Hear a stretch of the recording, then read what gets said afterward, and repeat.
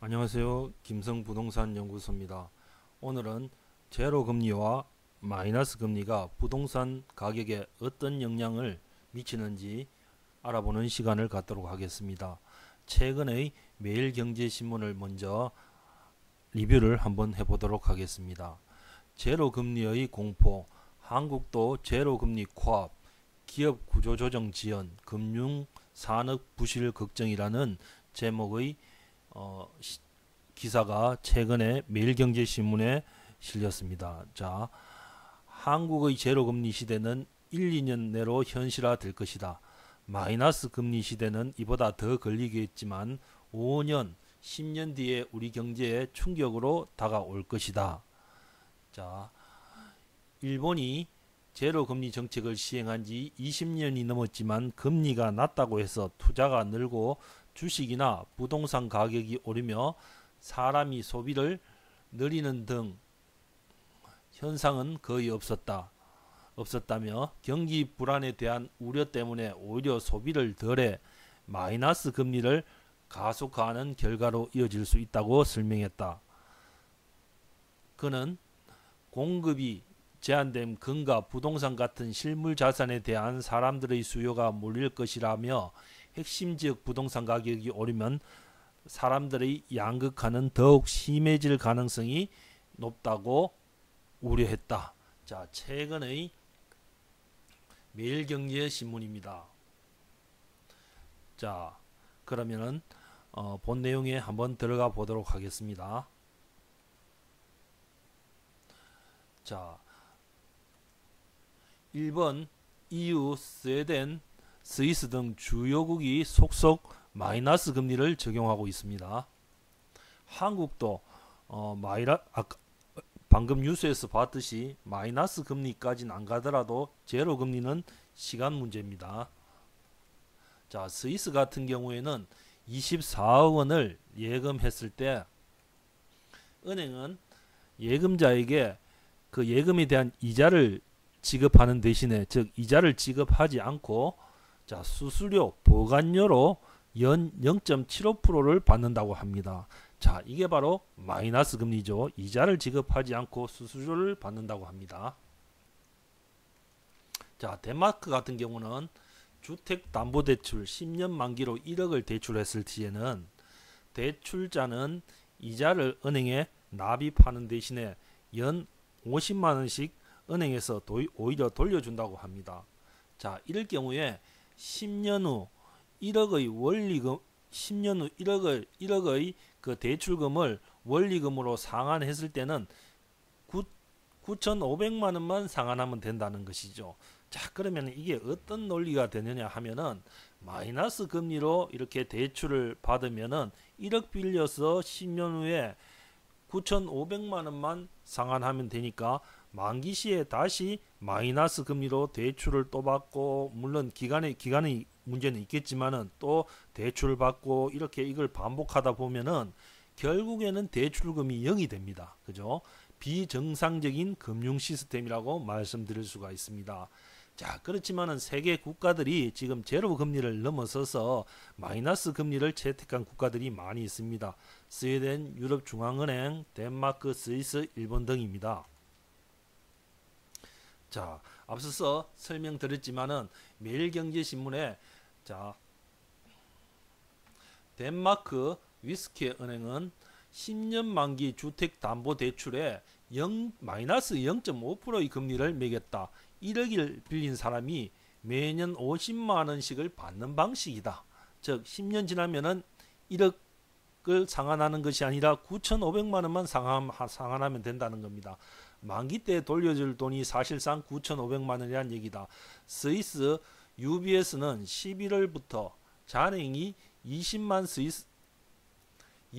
스위스 프랑 약 24억 원이 넘는 개인 계좌에, 즉 24억 원을 은행에 넣어 놓으려 하면은 0.75%의 수수료를 어떻습니까? 부과해야 된다는 겁니다. 자, 마이너스 금리로 대출과 예금에 대한 지금까지의 상식과는 정반대의 일이 벌어지고 있다는 것입니다. 자, 이렇게 제로 금리, 마이너스 금리는 시중에서 유동성을 증가시킵니다.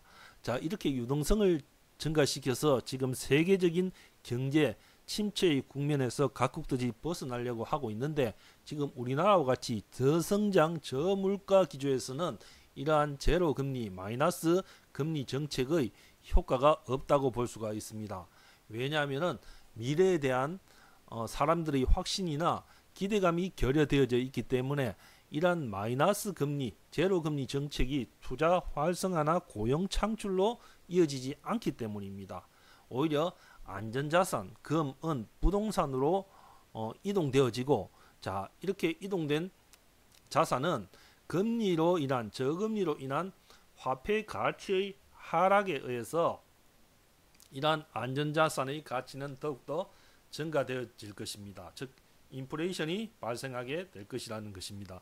따라서 이러한 어떤 현상에 의해서 제로금리, 마이너스 금리에 의한 유동성 증가가 부동산 가격을 폭등시킨다는 것이 폭등론자의 주장입니다.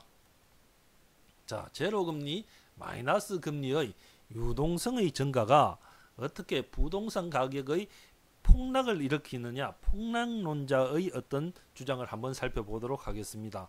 자, 제로금리, 마이너스 금리에 의해서 시중에 화폐 유동성이 증가되어지면 당연히 화폐 가치가 하락되어지겠죠. 그죠? 그럼 우리 화폐 가치가 시중에 많이 풀려서 이 화폐 가치가 하락하면은 당연히 환율은 상승하게 되어진다는 겁니다.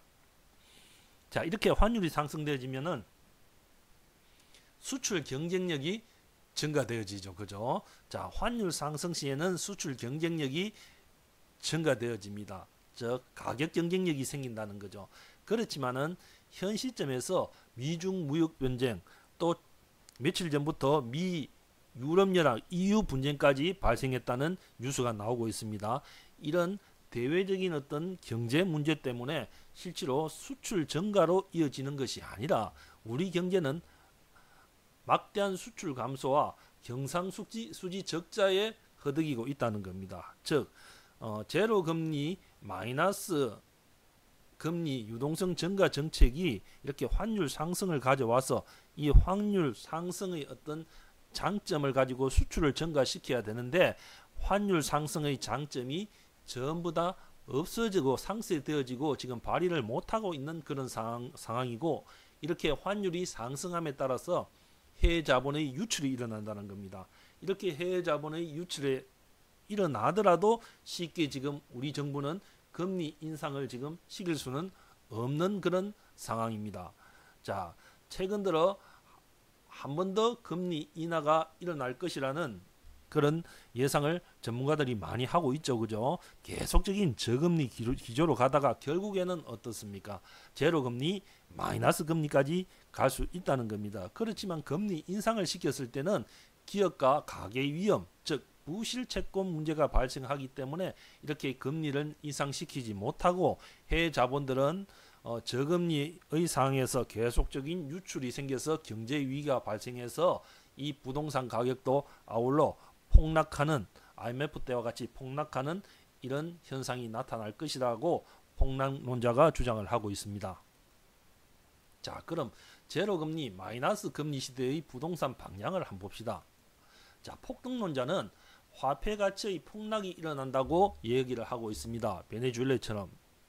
자, 베네수엘라처럼 화폐 가치가 폭락되면 당연히 부동산과 같은 실물 자산은 폭등을 하겠죠. 그죠? 자, 그렇지만은 이 양적 완화, 금리 인하만으로 시중에 돈을 풀고 금리를 인하시키는 그것만으로 해서 부동산 폭등은 이렇게 쉽게 일어나지 않을 겁니다. 자, 두 번째 폭락론자입니다. 자, 버블 붕괴로 부동산이 폭락한다고 주장을 하고 있습니다.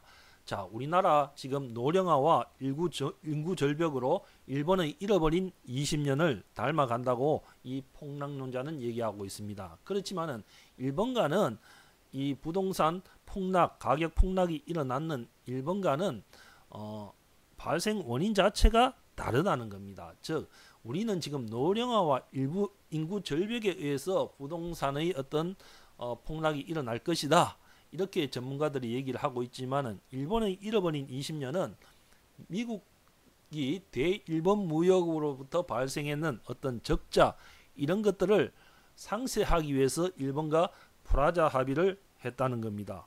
자, 이때 미국은 일본의 엔화를 평가 저상시켰다는 거죠.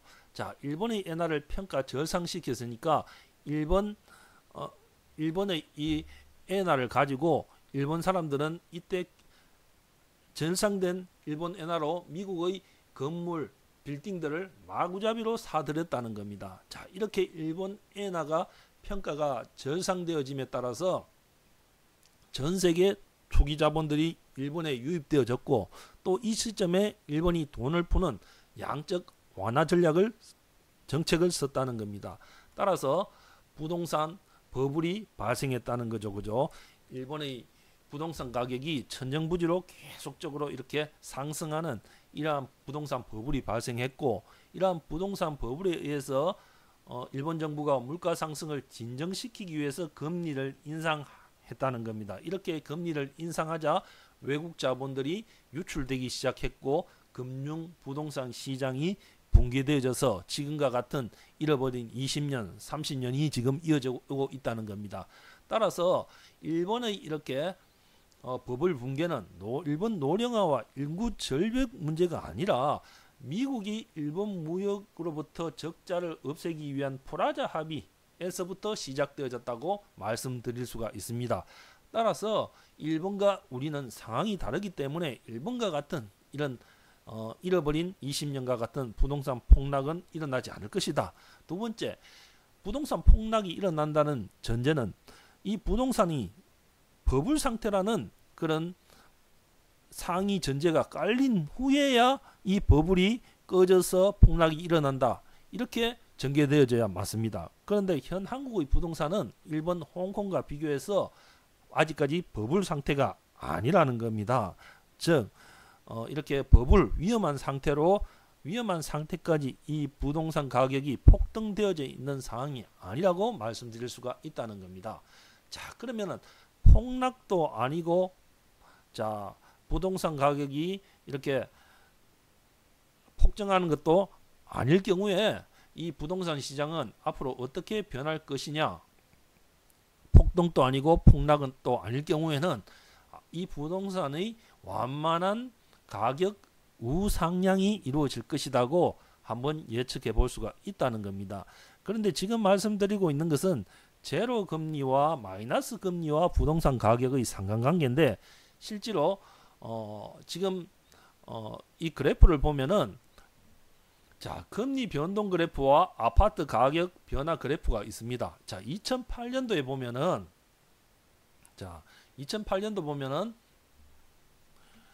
금리가 상당히 많이 떨어졌습니다. 그죠? 자, 금융위기로 인해서 금리가 대폭 내렸지만은 자, 금융위기 여파로 매수가 위축되어 오히려 자, 매매가는 어떻습니까? 매매가는 이렇게 지금 떨어지는 그런 상황이라는 겁니다. 즉 금리가 인하되어지면은 우리가 상식적으로 부동산 가격은 올라갈 것이라고 예상은 하는데 오히려 이렇게 금리 인하 효과가 오히려 역으로 부동산 가격이 이렇게 떨어지는 경우도 발생한다는 것입니다. 자, 따라서 이러한 부동산과 금리와의 관계는 금리보다 정부 정책, LTV, DTI 등 정부 정책에 영향을 받아서 부동산 가격이 오르거나 내리는 경우가 더 우리나라 같은 경우에는 더 큰 영향을 받는 경우가 많이 있다는 겁니다. 다시 말해서 이 금리와 부동산 가격의 상관관계는 그렇게 크지 않다. 즉 미국과 비교해서 미국의 모기지 대출 비중은 80에서 심지어는 105%까지 되는데 우리나라는 정부가 LTV, DTI 등을 규제하기 때문에 이렇게 모기지 대출 비중이 미국보다는 월등하게 낮죠. 그죠? 따라서 어떻습니까? 이 금리에는 덜 민감하다는 겁니다. 자, 그렇지만은 부동산 상품, 상가, 주택, 토지 등에 따라 차이가 존재할 거고 자, 지금 마이너스 금리, 제로 금리, 지금 제로 금리에 곧 접근한다고 하고 있죠. 그죠? 그럼 이렇게 제로 금리에 접근한다는 것은 기존에 어떻습니까? 우리가 예상했던 금리의 인하보다는 훨씬 속도가 빠르다는 것을 얘기하고 있습니다. 자, 이렇게 금리가 빠르게 인하되어져서 제로 금리까지 갈 때는 분명히 어떻습니까? 주택시장 같은 경우에는 영향을 뭐 크게 안 받는다고 하더라도 다른 부동산 상품은 영향을 충분히 받을 여지가 있다고 말씀드릴 수가 있습니다.